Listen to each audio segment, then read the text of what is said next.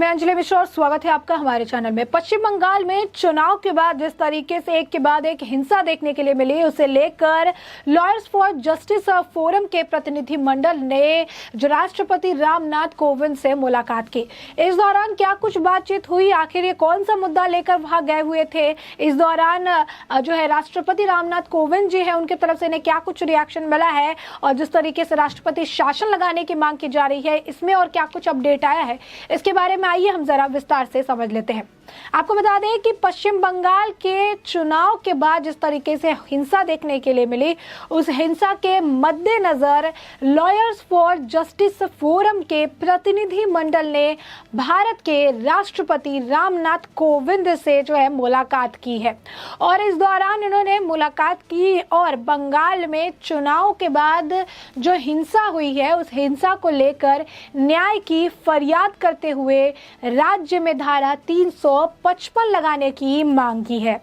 BJP समर्थक और वकील कबीर शंकर बोस के नेतृत्व में एक प्रतिनिधि मंडल ने आज दोपहर को ही राष्ट्रपति से मुलाकात की और लॉयर्स फॉर जस्टिस फोरम की ओर से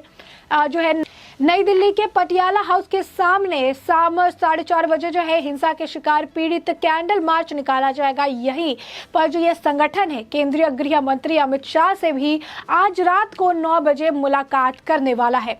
बता दें कि आज ही शाम को सीएम ममता बनर्जी भी दिल्ली के लिए जो है रवाना होने दिल्ली के दौरे पर आ रही है और पश्चिम बंगाल की मुख्यमंत्री ममता बनर्जी के दिल्ली के दौरे के दिन बीजेपी जो है समर्थित संगठनों द्वारा चुनाव के बाद हिंसा को उठाना महत्वपूर्ण माना जा रहा है। राष्ट्रपति से मुलाकात के बाद लॉयर्स फॉर जस्टिस फोरम के सदस्य और वरिष्ठ वकील कबीर शंकर बोस ने कहा कि राष्ट्रपति ने उन लोगों की बातों को बहुत ही ध्यानपूर्वक सुना है और इस मामले को लेकर विचार करने का आश्वासन भी दिया है। उन्होंने कहा कि आज शाम 4 बजे दिल्ली के पटियाला हाउस के समक्ष हिंसा पीड़ित कैंडल मार्च निकालेगी और रात को 9 बजे केंद्रीय गृह मंत्री अमित शाह से भी ये मुलाकात करने वाले हैं कि चुनाव के बाद हिंसा का आरोप बीजेपी लगातार टीएमसी पर लगाती रही है। चुनाव के बाद हिंसा के मामले की जांच के लिए मानवाधिकार आयोग टीम ने राज्य के विभिन्न इलाकों का भी दौरा किया था।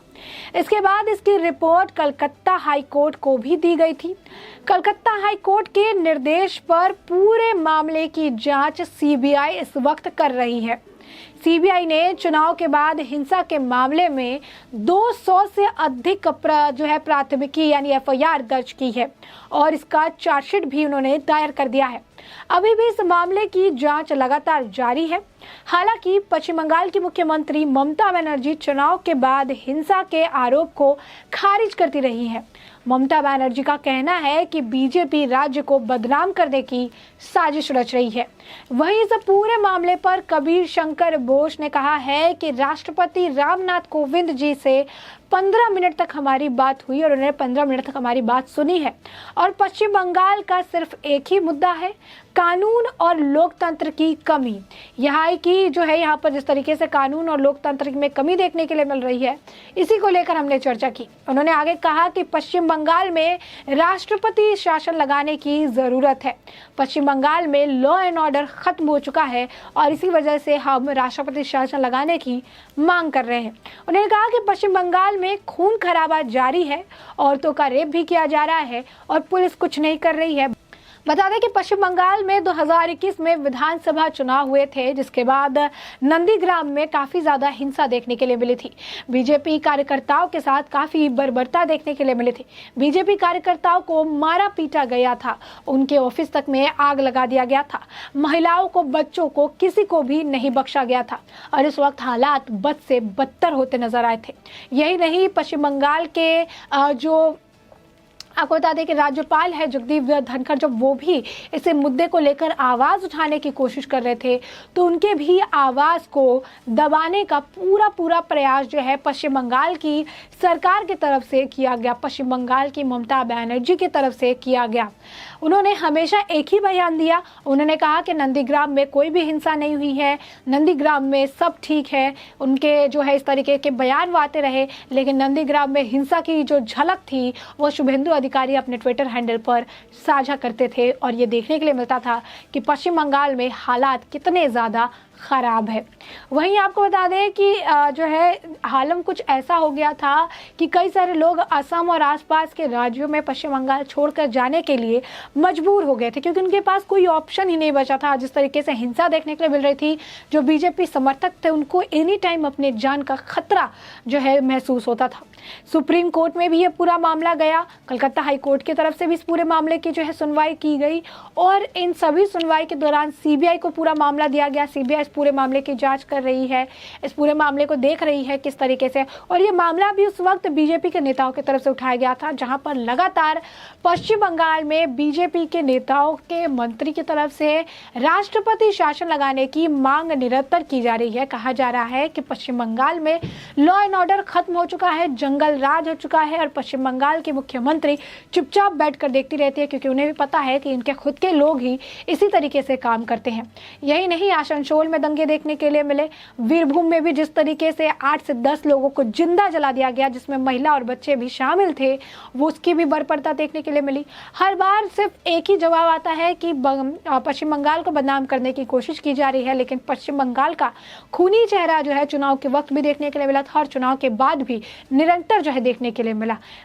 जो महिलाएं हैं, 90 साल की महिलाओं को भी नहीं बख्शा गया। टीएमसी के गुंडों ने उन्हें भी पीट पीट कर मौत के घाट उतार दिया था। इसके बाद ये मामला काफी तूल पकड़ते गया और एक के बाद एक बीजेपी के जितने नेता हैं, मंत्री हैं, वो लगातार पश्चिम बंगाल के मुख्यमंत्री ममता बनर्जी और साथ ही पूरे तृणमूल कांग्रेस के ऊपर पश्चिम बंगाल में जंगल राज चलाने को लेकर जिम्मेदार ठहराते नजर आए थे। यही नहीं, उनका ये भी कहना था कि लॉ एंड ऑर्डर जो है पूरी तरीके से चरमरा चुका है, उसकी व्यवस्था खत्म हो चुकी है और ममता बनर्जी अब इस पूरे पश्चिम बंगाल की हिटलर बन चुकी हैं, जो कि डिक्टेटरशिप कर रही हैं और डिक्टेट करके पूरे राज्य को चलाने की कोशिश कर रही है। यही नहीं, शुभेंदु अधिकारी जिन्होंने नंदीग्राम में जो है ममता बनर्जी को बहुत मुंहतोड़ जवाब दिया था, उनको चैलेंज किया था और चैलेंज करने के बाद शुभेंदु अधिकारी ने ममता बनर्जी को नंदीग्राम से हटाया भी था। तो शुभेंदु अधिकारी ने भी अपना ट्विटर हैंडल पर कई सारी तस्वीरें, कई सारे मुद्दा जो है साझा किया था, जिसमें उन्होंने ये बताया कि किस तरीके से पश्चिम बंगाल में बर्बरता की हद देखने के लिए मिल रही है, जंगल राज देखने के लिए मिल रहा है, जहाँ पर बीजेपी समर्थन और बीजेपी का नाम लेने की वजह से ही लोगों को मारा पीटा जा रहा है, उनको उनके घर से बेदखल कर दिया जा रहा है, उनके घरों में आग लगा दिया जा रहा है, बच्चों तक को नहीं छोड़ा जा रहा है, महिलाओं के साथ भी गलत किया जा रहा है और पश्चिम बंगाल की पुलिस राज्य सरकार के दबाव में काम कर रही है और किसी भी तरीके से किसी भी तरीके का इंसाफ देने से कतराती नजर आ रही है। तो साफ तौर पर पश्चिम बंगाल में हालात बद से बदतर हुए हैं और बहुत ही शुरुआत से, जब से चुनाव के बाद जिस तरीके से पश्चिम बंगाल में जो है माहौल बिगड़ते नजर आए थे, उसके बाद से ही राष्ट्रपति शासन लगाने की मांग निरंतर चल रही है और इस पर ममता बनर्जी की तरफ से हमेशा यही बयान आता है कि यहाँ पर सब कुछ ठीक है। पश्चिम बंगाल को लेकर बीजेपी जो है राजनीति के तहत बदनाम करने की कोशिश कर रही है, हिंसा बता रही है, दिखा रही है, बट पश्चिम बंगाल में ऐसा कोई भी दिक्कत नहीं है। पश्चिम बंगाल में सब कुछ सही चल रहा है। अब इसी पूरे मुद्दे को लेकर जो है बहुत जाने माने वकील हैं कबीर शंकर बोस जी, उनके साथ पूरे 10 वकीलों की पूरी टीम, प्रतिनिधिमंडल जो है वो आज जो है राष्ट्रपति रामनाथ कोविंद से उन्होंने मुलाकात करके उन्होंने पूरे पश्चिम बंगाल को चुनाव के बाद हुई हिंसा के मामले को साझा किया। उन्होंने बताया कि किस तरीके से जो पश्चिम बंगाल है वहाँ पर लोकतंत्र खत्म हो चुका है, वहाँ पर लॉ एंड ऑर्डर खत्म हो चुका है, वहाँ पर जंगल राज हो चुका है। इसे लेकर कबीर शंकर बोस ने भी ये बताया, तो है जो राष्ट्रपति है उन्होंने 15 मिनट तक उनकी बातें सुनी और उन्हें आश्वासन दिया है कि इस मुद्दे को लेकर आगे काम किया जाएगा। वैसे भी जो चुनाव के बाद हिंसा हुई उस मामले को लेकर हाईकोर्ट द्वारा ये पूरा मामला सीबीआई को हैंडओवर कर दिया गया था और सीबीआई इसलिए मामले को जांच कर रही है। इसके बावजूद अभी भी कहीं भी हिंसा का जो मामला है वो थमने को तैयार नहीं है और एक के बाद एक मामले इस तरीके से निकलकर सामने आते रहते हैं, जिसके बाद राष्ट्रपति शासन लगाने की भी मांग की जा रही है। 355 लगाने के लिए कहा जा रहा है। अब ऐसे में ये देखना भी काफी दिलचस्प होगा कि राष्ट्रपति शासन की मांग जो लगातार जारी है और अब राष्ट्रपति से भी उन्होंने मुलाकात कर ली है, रात को 9 बजे गृह मंत्री अमित शाह से भी मुलाकात करने वाले हैं। तो इसे लेकर राष्ट्रपति शासन लगाने को लेकर और क्या कुछ अपडेट आने के लिए बाकी है और इस पर फिर से तृणमूल कांग्रेस की तरफ से क्या कुछ रिएक्शन जो है वो देखने के लिए मिलता है। तो ऐसे में हमने आपको ये पूरा मामला विस्तार से बता दिया है कि पश्चिम बंगाल में इस वक्त किस तरीके के हालात चल रहे हैं और किस तरीके से पश्चिम बंगाल में राष्ट्रपति शासन लगाने की जो मांग है वो और ज्यादा तेजी पकड़ती जा रही है। तो ऐसे में इस पूरे मुद्दे पर, पश्चिम बंगाल में राष्ट्रपति शासन लगाने के मुद्दे पर आपकी भी जो राय हो हमें कमेंट सेक्शन में कमेंट करके जरूर बताएं।